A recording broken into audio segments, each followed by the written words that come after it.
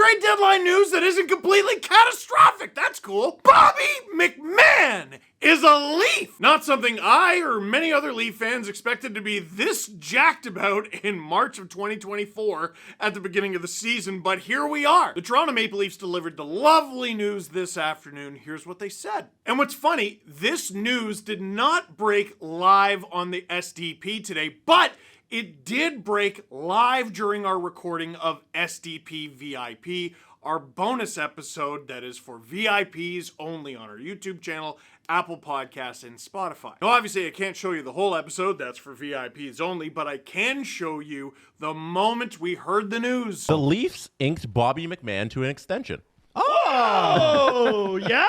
So I will read the press release. And I'm gonna leave the dollar amount blank for Steven Dangle, and he's gonna guess how much money it is. The Toronto Maple Leafs announced today that the hockey club has re-signed Bobby McMahon to a 2-year contract extension. The average annual value of the contract is blank. 2 years, huh? 2 years. He's doing well. 2 years, 1.5 per. 1.5 is your official guess? I'm going to go 1.1. Adam Wild is going 1.1. 1.35. Hey! That's not bad. I was going to say 1.25. How many years? 2 years, 1.35. I don't hate it. Isn't that the exact variable amount? 1.35, I believe, is Ryan Reeves' exact cap hit. Yeah, it's variable now, and then it'll get even more variable as the cap goes there up. you go.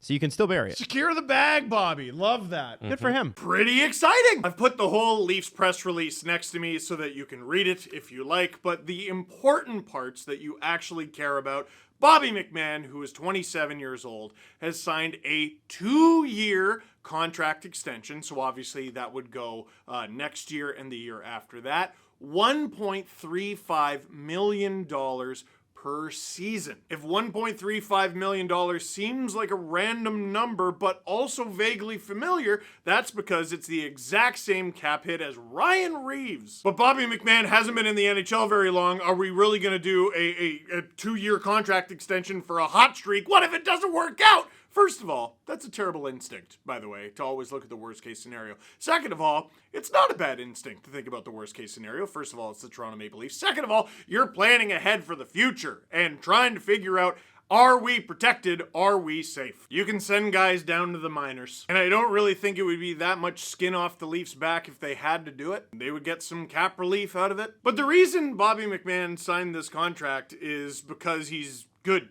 Like, they signed him to a contract extension because he's good, and they should keep him because he's good. Honestly, this is something that the Leafs have struggled mightily with over the years. They actually have drafted and or signed and developed players who can play games for them. Are they superstars? Probably not. They're probably just role guys, but they'll have a good season and then they can't afford them because they had a good season and they leave. It's always a matter of time.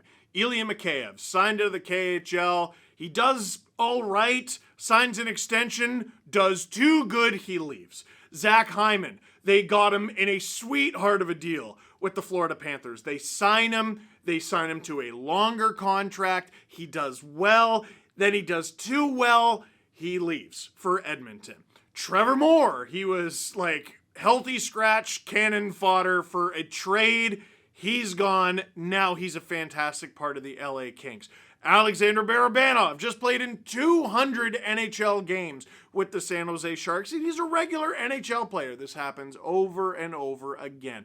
Michael Bunting, just the most recent example of guy, 2 years, $900,000, does well, can't afford him, goes to Carolina. Now he's back in Pittsburgh because Kyle Dubas loves his guys. But it's worth mentioning, Bobby McMahon is one of Kyle Dubas's guys, which for a 6'2", 210-pound player is not what you would typically think of as a Kyle Dubas guy. Who was Bobby McMahon drafted by, you might ask? No one is the answer. He played 3 full seasons in the AJHL, that's the Alberta Junior Hockey League. It is Junior A with the Bonnyville Pontiacs. In his final season with the Pontiacs, he led the team in goal scoring with 36 and points with 68.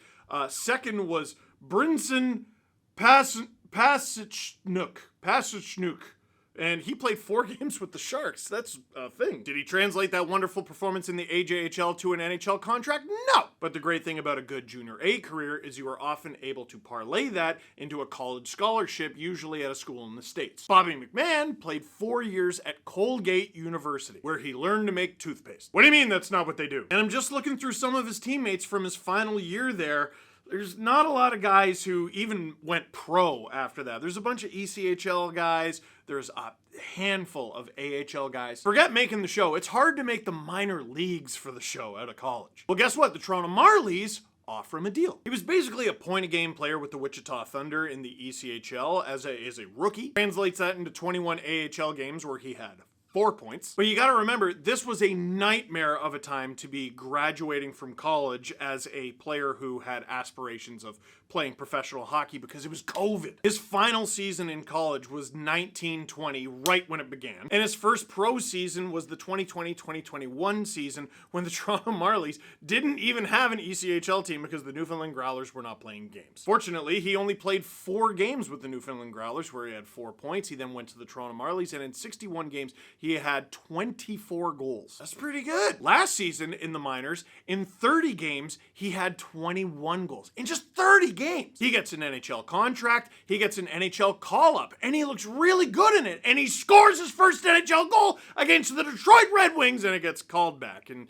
he ends his first 10-game stint with just an assist, but he looked good. Fast for a big guy, bull in a china shop sort of player, and maybe, just maybe, he can make the Leafs out of camp. Except he got hurt, and that sort of wasn't a thing that was possible. This season, he only played in 6 games with the Marlies, scoring 2 goals and 1 assist. But you know how the story goes. February 13th, 2024, exactly a month ago, as fate would have it, Bobby McMahon arrives to Scotiabank Arena. The Toronto Maple Leafs are getting ready to take on the St. Louis Blues, and he expects to be a healthy scratch. Someone's out of the lineup, it's next man up. Bobby McMahon gets in there and scores a hat trick. It's an amazing story, but one that could have ended right there, but he just kind of kept scoring. And he has stayed in the lineup, and he's been a line mate with John Tavares, and he has shown that he's good enough with his size, with his underrated speed, with his underrated shot, that this guy can hang. This guy can stick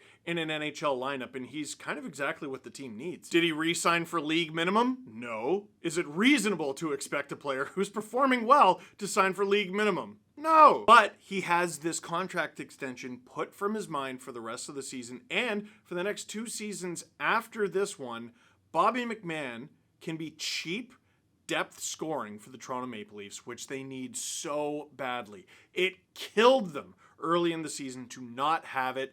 He's provided it since he got put in the lineup, since he was almost taken out of the lineup, and it's a well-earned contract extension. Hard not to feel great for the guy. Now, not to move on so quickly, but my next thing, Brad Treliving is obviously fiddling with the lineup, and he's thinking about the future of this team. I wonder how soon until a Simone Benoit contract extension could be coming.